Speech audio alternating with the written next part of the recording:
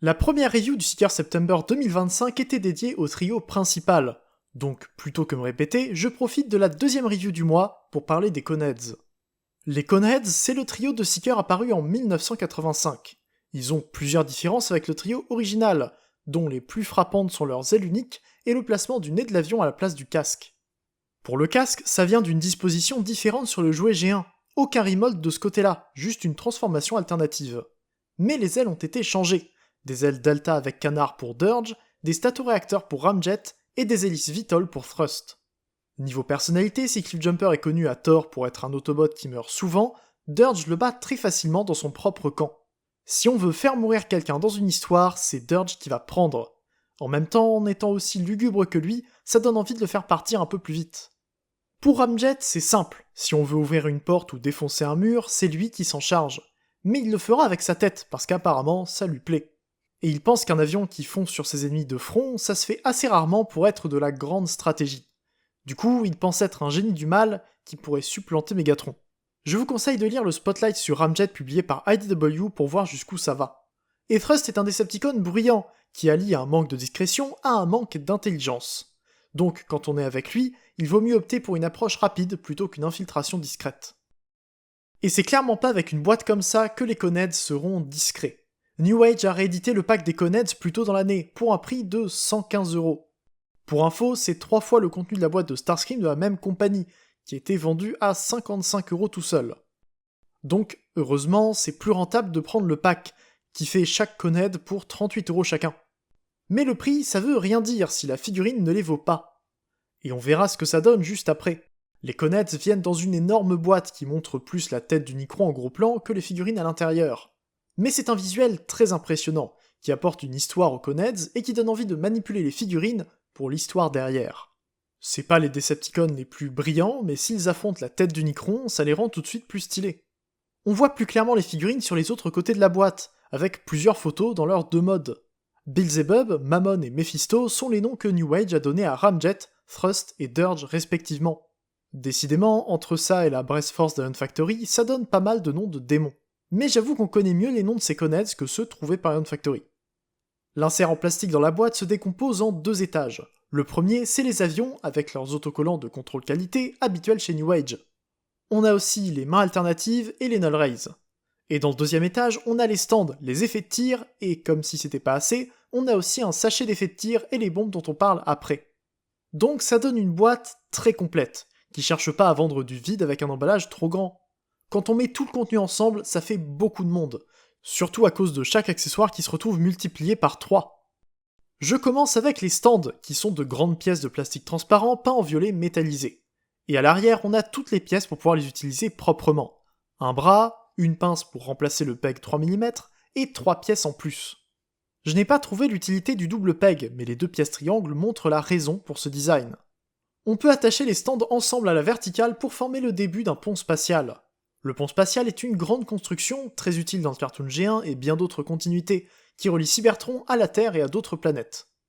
Et une pièce de pont spatial est incluse avec chaque Seeker de New Age, ce qui nous en fait 3 sur les 12 nécessaires pour le fermer. C'est clair que j'achèterai pas 12 Seekers New Age, mais si je peux en avoir 6, ça serait déjà pas mal. Et je passe dès maintenant aux avions. Dirge, Ramjet et Thrust sont des versions très proches du Cartoon G1, ce qui est la volonté de New Age. Mais la bonne nouvelle, c'est qu'ils sont apparus dans la saison 2 du cartoon, où les modèles étaient déjà un peu plus proches de leurs jouets, en moyenne. On retrouve donc 3 avions au cockpit argenté, avec les couleurs qu'on leur connaît et les ailes habituelles. Dirge est le seul à avoir du gris foncé sur lui plutôt que du noir, avec de belles ailes oranges. Il a un cockpit un peu plus foncé que les deux autres, et comme d'habitude sur lui, les dérives situées au bout des ailes le rendent un peu bizarre. Il a l'air très plat. Mais ça vient aussi du mold en lui-même. New Age a réussi à nous faire un mold de Seeker très plat, grâce à des jambes qui se compriment et une transformation bien pensée. Les avions sont assez longs et fins, et même si on voit un peu du robot en dessous, c'est quand même propre. Et tant que j'y suis, je parle un peu des pièces visibles, parce que parmi elles, il y a la tête, avec le cône rabattu vers l'arrière. C'est pas super propre, mais ils pouvaient pas vraiment faire mieux. Et on a aussi les trains d'atterrissage avec l'avant qui se rentre sous un avant-bras et les deux à l'arrière qui ne se ferment pas entièrement. Enfin, si, mais pas si les pieds sont devant, et les pieds sont extrêmement durs à bouger, donc j'évite de les sortir en mode avion. C'est un petit défaut que je me devais de noter. Pour continuer sur Dirge, il a bien sûr ses Null Rays, mais en mode alternatif, il est censé avoir ses bombes. Il n'y a qu'à les mettre sur les Null Rays pour faire un effet pas trop mal, mais j'avoue que j'aurais préféré des accessoires complets, plutôt qu'une coquille qui laisse apparaître la pièce interne quand on le regarde par-dessus. Et dans ce mode, on le verra plus souvent par-dessus. C'est pareil pour Ramjet, dont les bombes sont un peu trop proches du fuselage à mon goût. C'est pour rendre les ailes plus propres en robot, donc c'est pas si grave, mais j'aurais aimé les avoir un peu plus éloignées du corps de l'avion. En tout cas, avec le blanc éclatant et les ailes bordeaux, il donne super bien. Par contre, il a du plastique noir plutôt qu'un gris foncé plus proche du cartoon. De mon côté, je suis très content du changement, mais le but de cette version, c'est de coller au modèle d'animation, et le plastique noir est une erreur s'il est jugé pour ce qu'il voulait accomplir. Bien sûr, ça ne l'empêche pas d'être superbe, il est très profilé, et les dérives lui ajoutent pas mal de hauteur. Et je finis avec Thrust, qui reprend une disposition de couleur plus proche de celle de Dirge sur le dos de l'appareil. Par contre, ses ailes sont superbes, avec les turbines qui tournent, même si c'est pas facile de les atteindre. Les détails bleus sur les dérives donnent bien, et comme Ramjet, il troque la base de gris foncé du cartoon pour prendre une teinte noire qui vient du jouet G1. Un excellent choix pour mes goûts, mais un peu bizarre quand on considère les décisions habituelles de New Age. Par contre, ils gardent leur autre marque de fabrique, l'utilisation de métal. Les New Age ont tendance à avoir quelques pièces métalliques quand ils sont assez grands, et sur les Coneheads, c'est sur les réacteurs et les pieds. Et ça donne une bonne sensation en main, tout en permettant une meilleure stabilité en robot. On verra ça tout à l'heure. Par contre, ça aide pas pour les effets. On peut mettre des flammes dans leur réacteur, mais c'est un peu serré, et ça fait très mal aux doigts d'essayer de les mettre. Ça donne bien, c'est clair, mais c'est pas une bonne idée de faire rentrer du plastique dans une pièce métallique. La transformation des Coneheads est ingénieuse, et je vais utiliser Ramjet pour montrer la majorité de la conversion. La seule différence entre eux, c'est les ailes, et Ramjet est le plus simple, il suffit de retourner la partie avant. Le panneau dans le dos peut sembler inutile ou mal intégré, mais ça tient les ailes sur les seekers plus standards, donc c'est juste un vestige ici. Les jambes sont simples, et j'aime bien le talon qui permet en même temps d'ouvrir la jambe un peu plus. Pour le haut du corps, c'est un peu plus compliqué, et il faut commencer avec le retournement du cockpit pour mettre la tête au bon endroit et fermer le casque. Les bras s'ouvrent depuis le dessous, se replient et retournent pour être en position, grâce à des ball joints qui pourront gêner les articulations.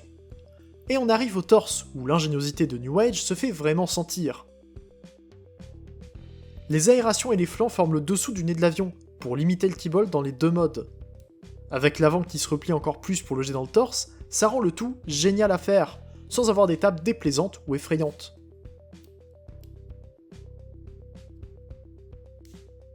Les ailes de thrust se transforment un peu pareil que sur Ramjet pour les amener derrière les jambes, mais il faut les attacher après avoir ouvert les talons.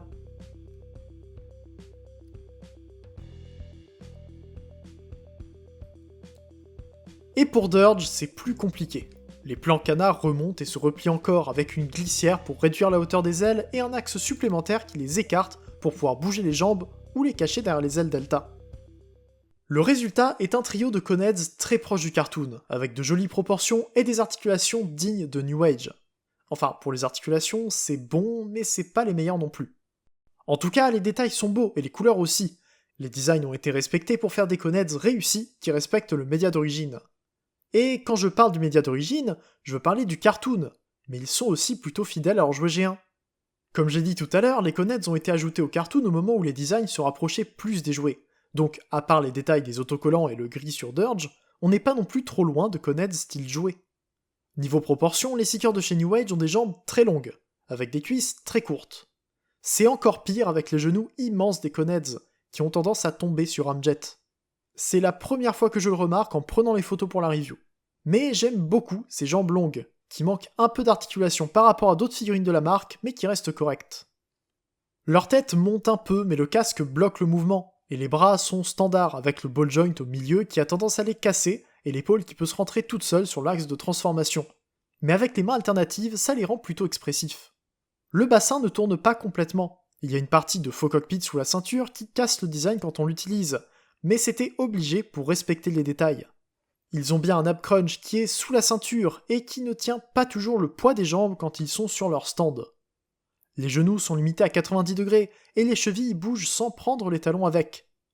Au moins, grâce au métal dans les pieds, ils tiennent debout pas trop mal, et la disposition des ailes leur permet encore une fois de ne pas taper dans le torse. Parce que les ailes des Conheads sont généralement hautes, elles montent jusqu'au bassin et elles sont attachées aux jambes plutôt qu'au dos comme les autres Seekers. Et on va en parler un peu plus en détail. Dirge est, bien sûr, très proche de son modèle d'animation, et le gris foncé lui va très bien. Je parle un peu du dos, avec cette pièce qui sert à tenir les ailes sur les autres Seekers et qui devient presque inutile ici en robot. Sauf qu'elle forme un dos propre avec les bonnes couleurs, et je trouve ça génial. Concernant ces ailes, j'aime beaucoup l'axe qui permet de les ouvrir pour libérer les jambes, et elles peuvent aussi se replier, mais je le fais jamais. Je préfère qu'il les laisse ouvertes et bien visibles. Sur Ramjet, c'est presque comme en mode avion, et il peut aussi les replier sur un axe aligné avec le réacteur. C'est peut-être le plus simple des trois, mais j'adore ces couleurs. Le noir plutôt que du gris foncé me plaît beaucoup, ça lui donne du contraste. Et c'est surtout à propos de Thrust qu'on peut parler. Les ailes de Thrust ont été un sujet d'interprétation et de débat depuis sa création, notamment avec des versions du personnage comme le Generations et les premières versions tierces, qui les ont placées dans son dos. C'était tout le but de ces ailes sur le jouet géant, elles étaient à la même hauteur que celles de Starscream par exemple. Mais le cartoon les a comprises comme étant plus proches du bassin, ce qui se traduit par des ailes portées par les jambes sur le New Age. Et je trouve que ça donne bien, parce que ça garde le style des autres Conheads du pack, qui ont aussi les ailes derrière les jambes. Et quand on commence à bouger les jambes, ça lui donne un côté dynamique que j'adore.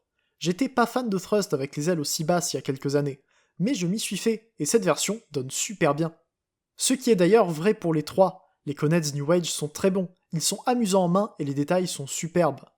La transformation me plaît, c'est ingénieux mais très simple, du New Age tout craché. Le nombre d'accessoires a de quoi perdre un peu, mais c'est toujours bien de pas se sentir limité par un manque dans la boîte. Et pour le prix, je trouve que c'est pas mal. Comme d'habitude, j'ai acheté les Conheads sur Shozy Store où ils ne sont plus disponibles. Mais New Age fait des rééditions régulièrement, donc à part les repaints plus obscurs, c'est rare de vraiment rater l'une de leurs sorties. Et je rappelle que si vous voulez me soutenir, vous pouvez utiliser le code LDROptimus en haut de chaque page avant de faire vos commandes. Grâce à vous, j'ai pu baisser le prix de ce pack et me permettre de l'acheter pour vous le présenter. Donc, merci à vous. Et merci d'avoir suivi la review. J'attends vos retours en commentaire et je vous invite à vous abonner pour ne pas louper la fin du Seeker September. Faites aussi un tour sur l'Arche sur Discord pour discuter autour de la franchise. On se retrouve bientôt pour une prochaine vidéo, c'était Ida, fin jour et salut.